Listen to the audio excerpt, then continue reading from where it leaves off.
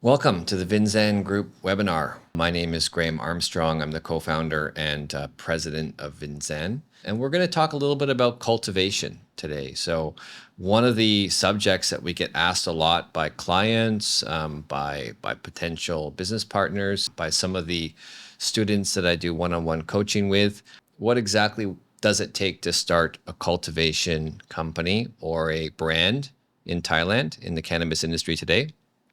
So we're going to talk a little bit about that. Thank you very much for joining me and look forward to sharing some insights from the company's perspective. THC was officially entered into the Royal Gazette as a descheduled narcotic outside of the Narcotics Control Act and put over into the current regulatory framework under Thai traditional medicine.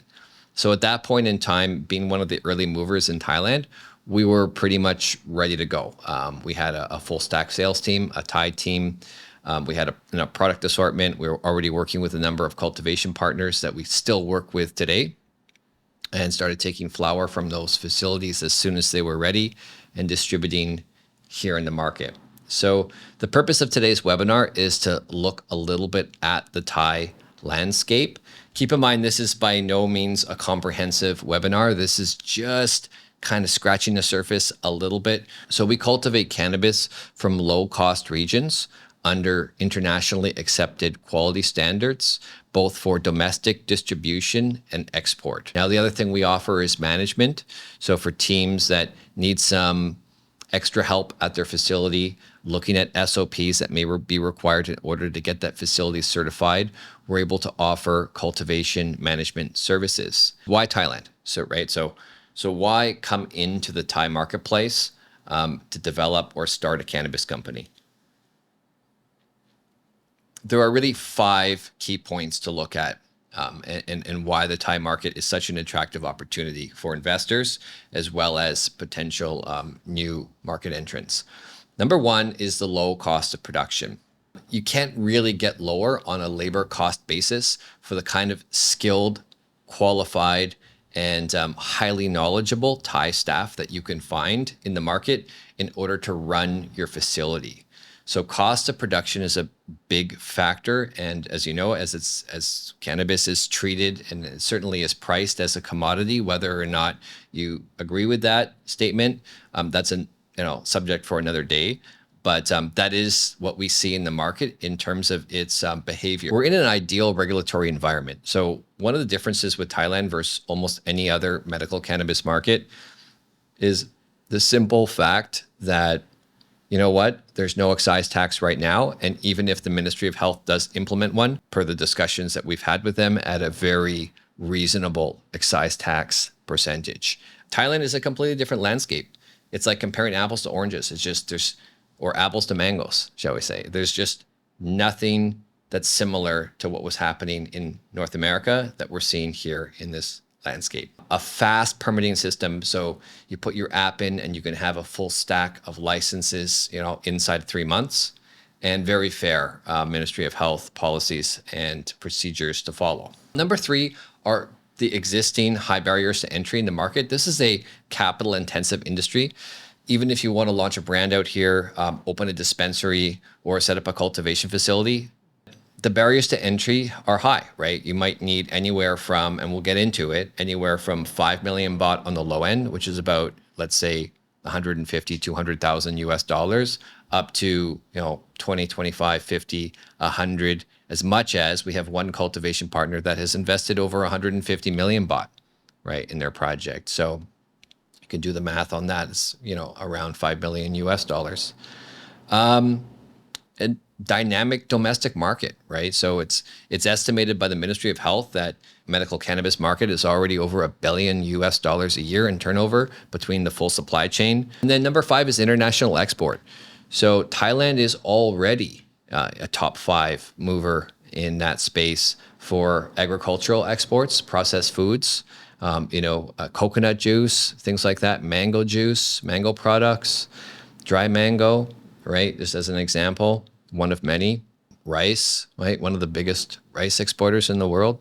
So when you look at cannabis, the international opportunity long term, not today, not next week, not 2025, long term over the next 5, 10, 15 years is tremendous, we believe Thailand will kind of be the factory of cannabis to the world. So take that into consideration when you're looking at developing a project out here. Cannabis, veg, and flower rooms in Thailand. This is just a Zen slide to kind of show you the level that projects are operating right now. You can see the cultivation facility is running rock wool. These are imported Groden cubes, but we also recommend cocoa. You can get phenomenal results from cocoa media. Cocoa is a biodegradable product. Of course, it's made in Thailand because of the abundance of coconuts. So from a cost-effective standpoint, it's probably one of your best medias. As long as you are, ensuring the pH is balanced and you are putting in the right nutrients for growing in cocoa, we're seeing the same results in cocoa that you can find in rock wool. So both products are awesome inert medias that we highly recommend. The quality of cannabis being produced here in Thailand, really second to none. Asia-based opportunities. So just leaning in on that a little bit more. What do we mean when we say that there's a billion US in turnover in the Thai marketplace? Well, the Ministry of Health claims that there's 7,000 operating dispensaries.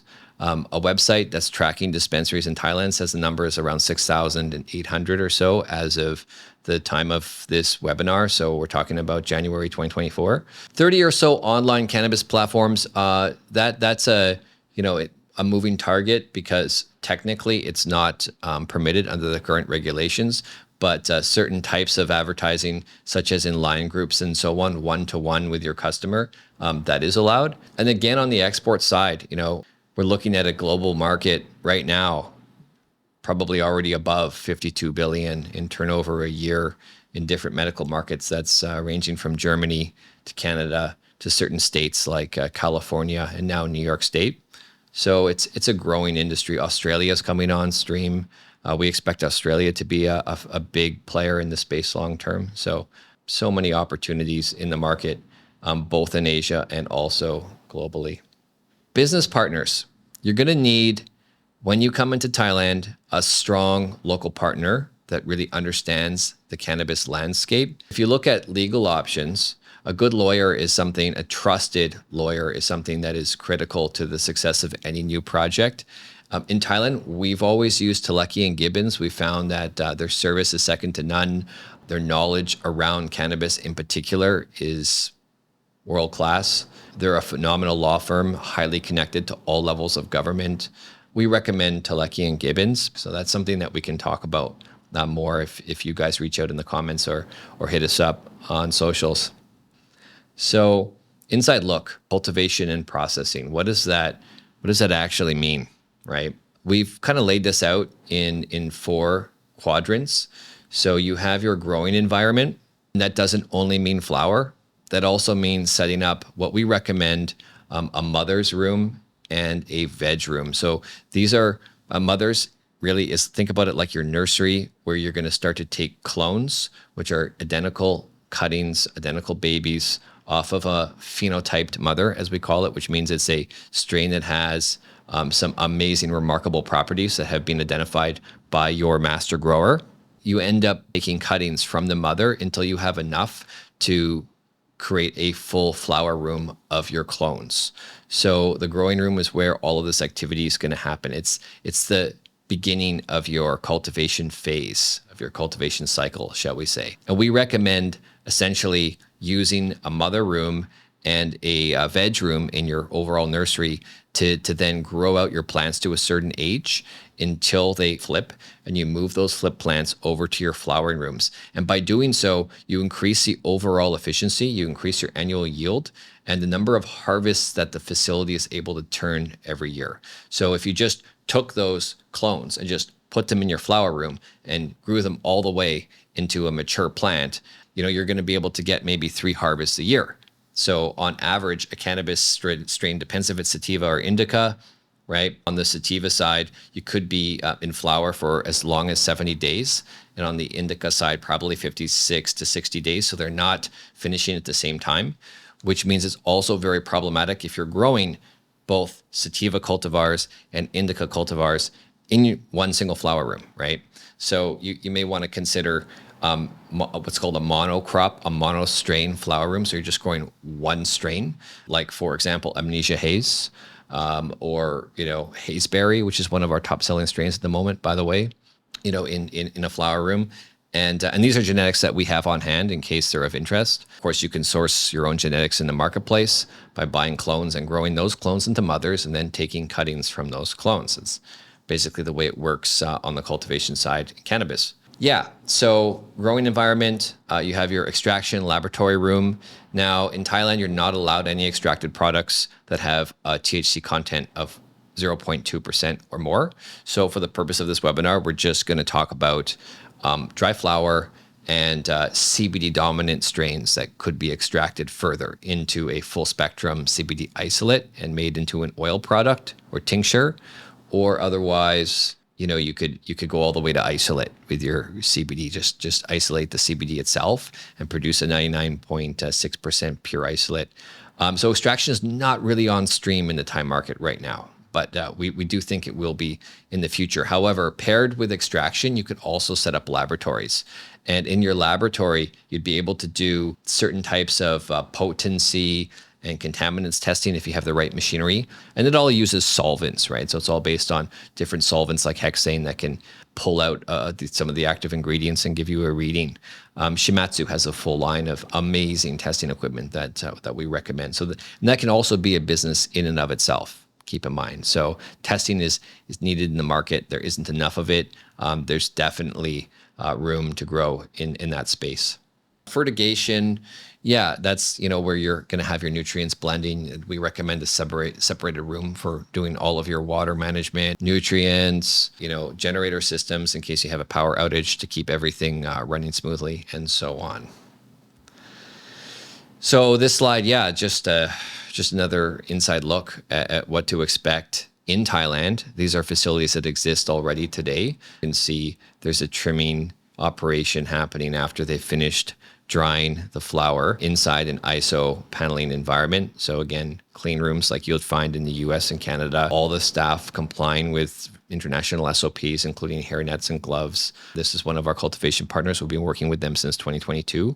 And if we could find another 3 or 4 that operated this standard, currently offtake flower from 6, we're looking to increase the number of partners that we take flower from up to 10 over the course of 2024 as we continue to grow.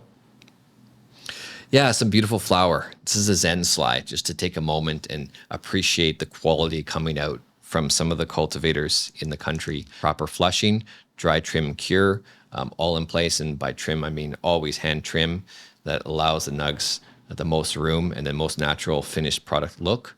And then a nice long 2-week cure for beautiful flower results. Going back to Vinzan for a minute, Vinzan difference really relates to 3 items. And this is our business model and probably a big part of the reason why we're as successful as we are in the market. And that is cost advantage, right? So as traders, we're always mitigating that cultivation risk because we don't take flower if it doesn't meet our standards, by the way. Agility, so we're able to scale rapidly and serve the market more effectively. We often get the question like, what can I expect to earn? So I come to Thailand, I set up a cultivation project, choose a lawyer, we're ready to go, we hire a Thai team. What should we expect? Well, and you can, put in the comments below your thoughts on this, because this is only our own opinion. Every project seems to kind of slice the numbers differently, but at the end of the day, you really can't cheat math, right? Facility size, if we look at the assumption of 65 grams of dried flower harvested in an average flower room per harvest per year, and we're saying 5 harvests a year. So we're thinking about an optimized facility that has a number of flowering rooms together with a nursery, as we talked about before, nursery being a place where you keep your mother plants and early veg. And then as well, rooms for trimming, curing the flower and storage. Okay, that's essentially what we're taking into consideration if you were to choose a facility around the 2,000 to 2,500 square meter size. Okay, and we're saying 2,000 plants, so about 500 plants per flowering room for what we would consider a small mid-sized project.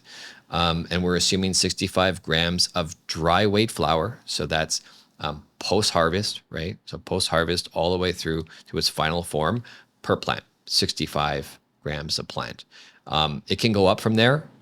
We have some cultivation partners that are doing over 100 grams a plant. It can go all the way up to 200 or 300 grams of dry weight flower per plant if you grow really big plants. But then you may say, well, why not everybody just grow really big plants?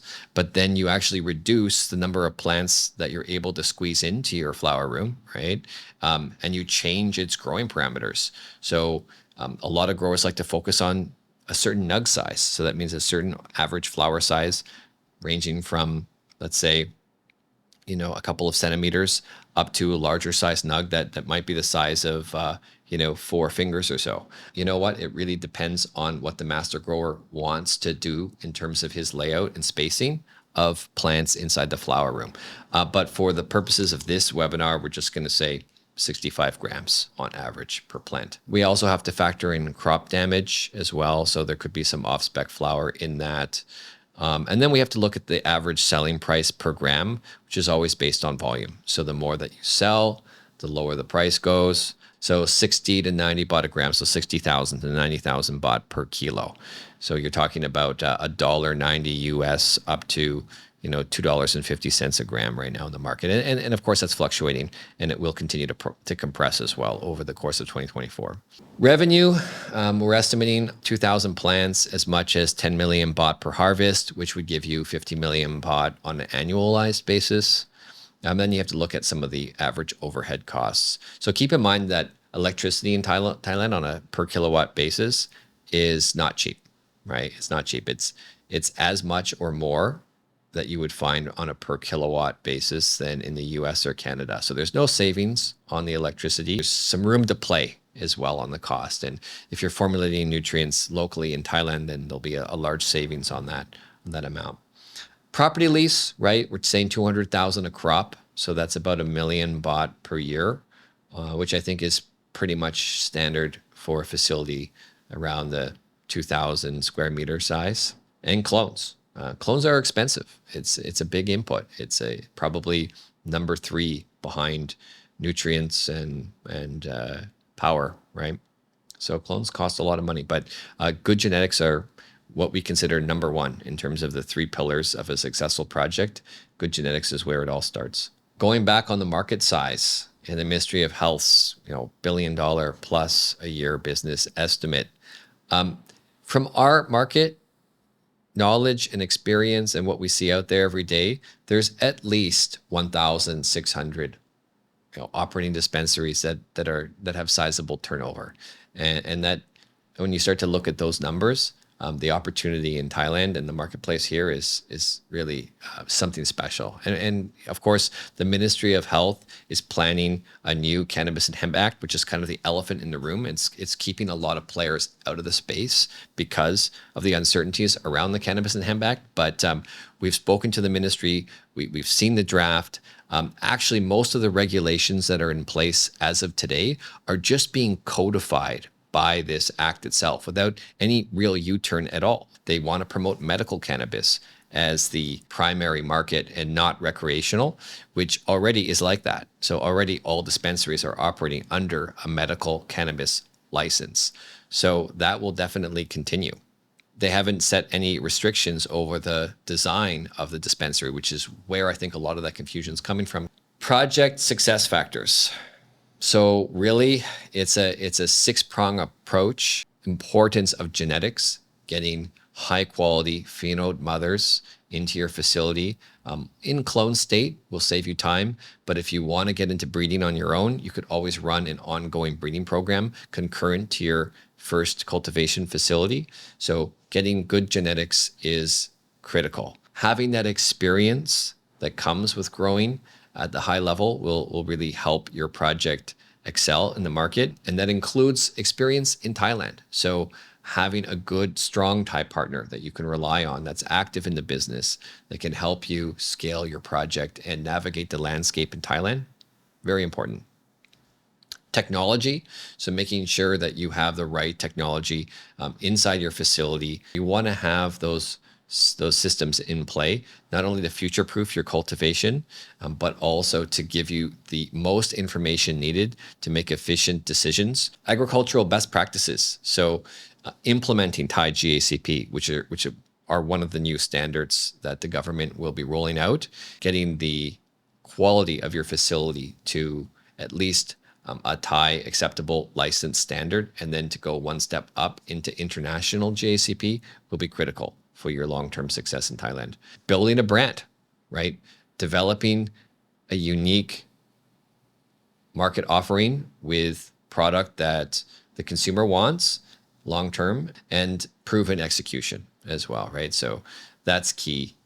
Being able to actually not just talk, but execute on your plans behind that and do it, right? And actually do it and continually work on improving each crop, each harvest. Government accountability, it's something that's come up a lot in the market. It's sort of like, well, if we're going to go medical, should we look at plain packaging, which is something that was rolled out in Canada and has pretty much been there since day one. So it is a catch-22 because although I think it's important, at the same time, it can create a bland offering at the dispensary that isn't appealing really to anybody. Award-winning brands.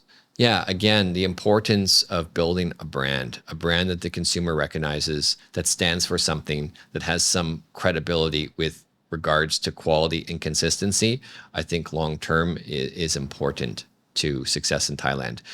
Early days, we started licensing our know-how via a dispensary franchise, which is known as Cannabis Kingdom. We have now 7 franchisees in Thailand under 2 brands, applying them with flower, edibles, pre-rolls, concentrates, and other items as permitted, and really let them run with the brand and do something special with it. And it's gone really well. So again, thinking about your brand proposition is really important if you want to come to Thailand and set up a cultivation facility. Thank you so much for watching this webinar. I look forward to the next one. We'll probably have some special guests as well. Make sure to reach out to us. Please book a call. We have a mastermind seminar happening on the island of Koh Samui here in Thailand, 26 to 28 February 2024. Miss Eisen Mar is our consultant for the seminar. You can reach out to her.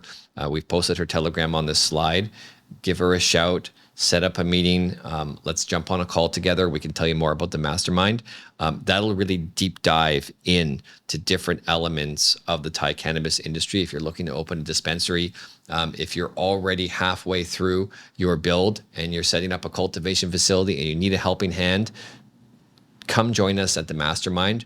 We're going to take a deep look at all aspects of cannabis here in Thailand on Koh Samui. It's going to be an amazing 3-day session. We have a couple of guest speakers as well that I should mention will be attending, which we'll let you know more about in the near future on our LinkedIn and other socials. Thanks again. I'm Graham from Vinzan Group. Talk to you soon.